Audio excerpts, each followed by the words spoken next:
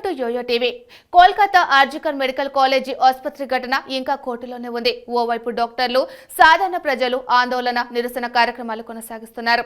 మరోవైపు నిందితుడు సంజయ్ రాయ్ ఒక్కడేనా, ఇంకా ఎవరైనా ఉన్నారా అనే అనుమానంతో సిబిఐ కేసు విచారిస్తుంది.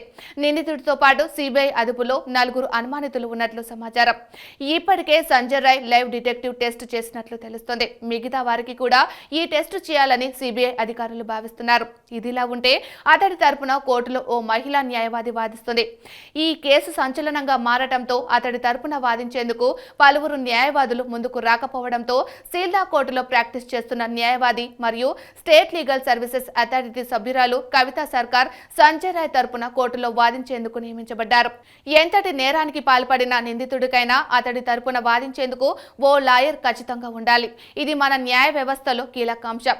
ముంబై ఉగ్రవాది సమయంలో కూడా ఉగ్రవాది అజ్మల్ కసబ్ కి కూడా ఓ న్యాయవాది నియమించబడ్డారు.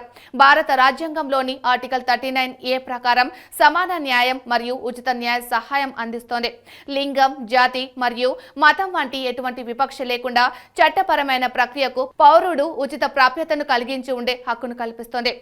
సంజయ్ రాయ్ తరపు న్యాయవాది అయిన కవితా సర్కార్ అతడికి సిబిఐ నిర్వహించే పాలిగ్రాఫ్ టెస్టు గురించి వివరించేది. ఈ టెస్టు కోసం రాయ్ సమ్మతిని, చట్టబద్ధతలను ఆమె అతడికి వివరించే విషయంలో కీలక పాత్ర పోషించారు. దీని తర్వాత లైవ్ డిటెక్టర్ టెస్టుగా పిలిచే ఈ పరీక్ష చేయించుకునేందుకు అతను అంగీకరించాడు. అతను నేరం చేశానని భావించాడని, అతడు మానసిక ఒత్తిడికి లోనయ్యాడని ఆమె ఓ జాతీయ ఛానల్కి ఇచ్చిన ఇంటర్వ్యూలో చెప్పారు. దీనికి ముందు కోల్కతా పోలీసులు సిబిఐ ముందు రాయ్ నేరాన్ని అంగీకరించాడు. నిందితుడిని శుక్రవారం సీల్దా కోర్టులో హాజరుపరిచే అవకాశం ఉంది. అతడి వెంట కవితా సర్కార్ ఉండనున్నారు. ఈ కేసును ఎవరు వాదించేందుకు ముందుకు రాకపోవడంతో నిందితుడు సంజయ్ రాయ్ తరపున వాదించే బాధ్యత కవితా సర్కార్ పై పడింది. 52 ఏళ్ల న్యాయవాది కవిత లీగల్ ఎయిడ్ డిఫెన్స్ కౌన్సిల్లో కూడా సభ్యురాలు. ఇది లీగల్ ఫీజు చెల్లించలేని వారికి లేదా ఏ న్యాయవాది తీసుకోకూడదనుకునే వారికి న్యాయం సహాయం అందిస్తోంది. కవిత హూగ్లీ మౌసిన్ కళాశాల నుండి న్యాయశాస్త్రంలో చట్టభద్రురాలు అయ్యారు. ఆలీపూర్ కోర్టులో తన వృత్తిని ప్రారంభించారు. గత ఏడాది జూన్ నెలలో సీల్దా కోర్టుకి బదిలీ అయ్యారు.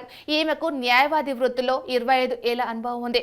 ఫిబ్రవరి 2023లో ఆమె స్టేట్ లీగల్ సర్వీసెస్ అథారిటీలో క్రిమినల్ లాయర్గా చేరారు.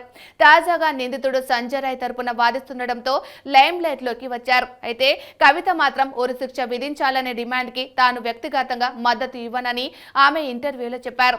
అందరిలాగే తాను కూడా బాధితులకు న్యాయం జరగాలని కోరుకుంటానన్నారు. అయితే తన వరకు మాత్రం కోర్టు విచారణ అయితే న్యాయం దక్కుతుందని చెప్పారు. నిందితులతో సహా ప్రతి ఒక్కరికి దేశంలో ఉచిత న్యాయ విచారణ హక్కు ఉందని చెప్పారు. తాను వాదిస్తున్న అత్యంత ఉన్నతమైన కేసు ఇదే అని ఆమె చెప్పుకొచ్చారు. ఈ కేసు గురించి తన తల్లిదండ్రులకు చెప్పలేదని, తన భర్త తనకు మద్దతుగా నిలిచారని చెప్పారు.